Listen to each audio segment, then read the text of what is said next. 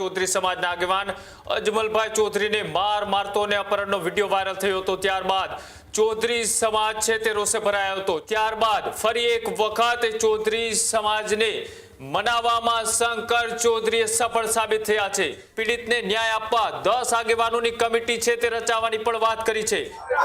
જે મદદ રાજ્ય સરકારે કરી એની પણ જાણકારી બધાએ આગેવાનોએ આપી કે ભાઈ આ કેસની અંદર ગુનેગારોને પકડીને એને પાસામાં મૂક્યા એ પણ જાણકારી આપી અને હજુ પણ એને પૂરતો ન્યાય મળે એના માટે સમાજના 10 આગેવાનોની એક કમિટી બની અને કમિટી જે નિર્ણય કરીને આપે એ પ્રમાણે અને કોઈએ રેલી કે એની અંદર જોડાવવું નહીં એવો આ સમાજે અહીંયા આગળ વઢિયાર અને જતોડા પ્રગણાના સમાજે નિર્ણય કર્યો છે। સામાન્ય રીતે જે રીતના બનાસકાંઠાની અંદર થોડા દિવસ પહેલા ચૌધરી સમાજના આગેવાન અજમલભાઈ ચૌધરીને મારતો અને અપહરણનો વિડિયો વાયરલ થયો હતો। ત્યારબાદ ચૌધરી સમાજ છે તે રોષે ભરાયો હતો। ચૌધરી સમાજે ન્યાય માટે આંદોલનની પણ ચીમકી ઉચ્ચારી હતી। ત્યારબાદ ફરી એક વખત ચૌધરી સમાજને મનાવવામાં શંકર ચૌધરી સફળ સાબિત થયા છે। શંકર ચૌધરીએ જે આખો મામલો હતો તેની વચ્ચે આજે લોકો સાથે વાતચીત કરી અને જે આખો ઘટનાક્રમ હતો આ ઘટનાક્રમની અંદર તેઓને જે મારવામાં આવ્યો હતો તેમને જે અપહરણ કરીને લઈ જવામાં આવ્યા હતા એ તમામ આરોપીઓની સામે પાસાની ફરિયાદ કરવાની જે માંગ ઉઠી હતી તે માંગને લઈ હવે શંકર ચૌધરીએ સમાજના આગેવાનો સાથે વાતચીત કરી છે। પીડિતને ન્યાય આપવા 10 આગેવાનોની કમિટી છે તે રચાવવાની પણ વાત કરી છે। કમિટી આગળની કાર્યવાહી અંગે નિર્ણય લેશે।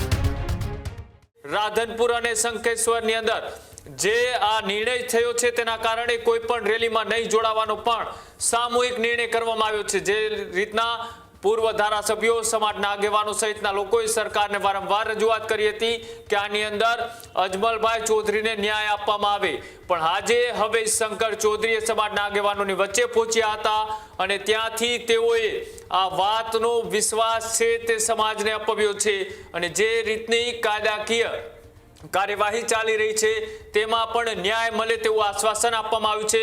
બીજી બાજુ આક્ષેપ અને પ્રત્યાક્ષેપ થઈ રહ્યા છે કે બે સમાજના જે મહંતો છે તેની વચ્ચેનો જે આ વિવાદ હતો અને તેમાં જે તેમનો વિડીયો વાયરલ કરવામાં આવ્યો હતો એ પણ ક્યાંક ને ક્યાંક જૂનો એ બંદૂક રાખી અને તેમને મારવામાં આવ્યો હોવાના પણ દાવા કરવામાં આવ્યા હતા। જોકો ત્યારબાદ પોલીસ ફરિયાદ પણ દાખલ થઈ, તેમાંના કેટલાક લોકોની ધરપકડ પણ કરવામાં આવી, પણ ગણતરીના દિવસોની અંદર એ તમામ લોકો છૂટી જતા જે ચૌધરી સમાજ છે તે રોષે ભરાયો હતો અને ચૌધરી સમાજ રોષે ભરાય તો ત્યાં રાજકીય રીતના ખૂબ મોટું ભંગાણ છે તે આવનારી ચૂંટણીમાં થઈ શકે તે પહેલા જ આવું કંઈ થાય તે પહેલા જ શંકર ચૌધરી કે તેઓએ ત્યાં હવે ઓપરેશન સફળ પાડ્યું છે, એટલે કે સમાજને મનાવવામાં ક્યાંક ને ક્યાંક તેઓ સફળ રહ્યા છે।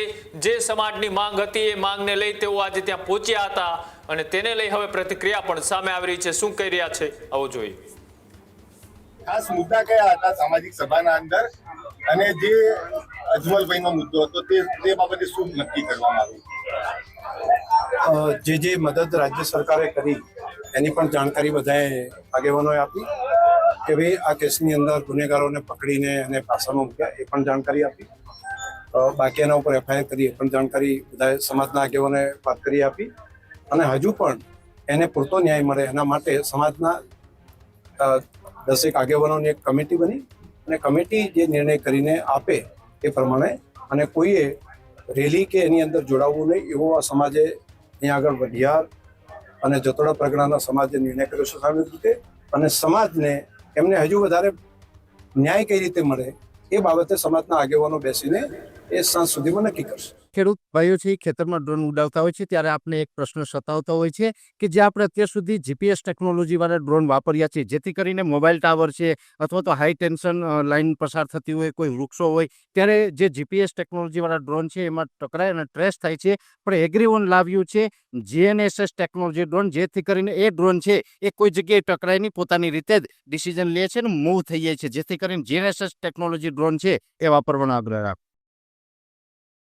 અત્યારે જ ન્યૂઝરૂમ ગુજરાતની યુટ્યુબ ચેનલને સબસ્ક્રાઇબ કરો અને ઇન્સ્ટાગ્રામ અને ફેસબુક પર ફોલો કરો. અપડેટ રહો, સત્યની સાથે રહો.